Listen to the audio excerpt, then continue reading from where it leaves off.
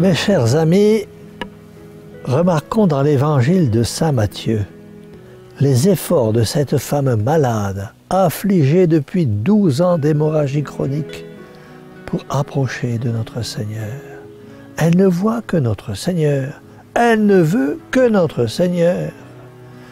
Mes amis, est-ce que comme cette femme malade, nous ne cherchons que Dieu seul? Est-ce que nous faisons comme cette femme malade tous nos efforts pour nous rapprocher le plus du Seigneur Jésus? La foule, le monde nous arrête, les distractions nous éloignent, les occupations, les circonstances nous font perdre la trace du Seigneur. Chaque fois qu'il en est ainsi, reprenons notre route vers lui, par le recueillement, une courte prière adressée à Notre-Dame. Ainsi, l'épuisement, la faiblesse, contractée par notre âme au tumulte du monde et de ses embarras, nous guérira.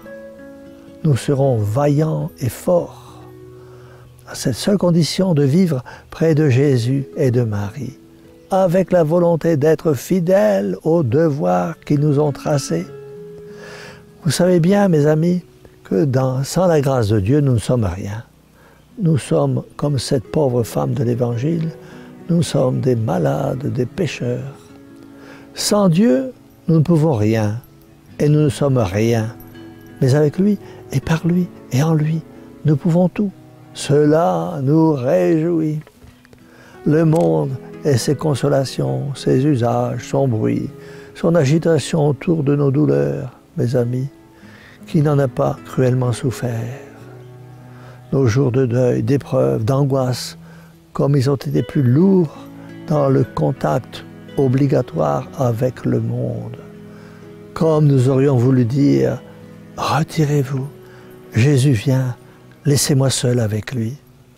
Aujourd'hui, approchons-nous de lui pour lui dire notre douleur, Seigneur, si vous aviez été là, mon fils, ma fille, mon frère ne serait pas mort. Voyez ma solitude, mon isolement, ma pauvreté. Venez imposer les mains sur mon cœur brisé. Venez me dire les paroles qui consolent et fortifient. La route est longue et douloureuse, mes amis, mais qui peut s'en plaindre quand l'ami divin, notre Seigneur Jésus-Christ, nous attend au terme? Si nous gardons une grande confiance en lui et si nous disons de tout notre cœur à cette mère bien-aimée, la Vierge Marie, d'intercéder pour nous, afin que Jésus soit toujours plus proche de nous sur cette terre et que nous soyons plus proches de lui dans l'éternité bienheureuse. Alors, tous ensemble, disons à cette bonne mère, mère au cœur douloureux et immaculé, sauvez-nous. Et que la bénédiction du Dieu Tout-Puissant, Père, Fils et Saint-Esprit, descende sur vous tous et y demeure à jamais. Amen.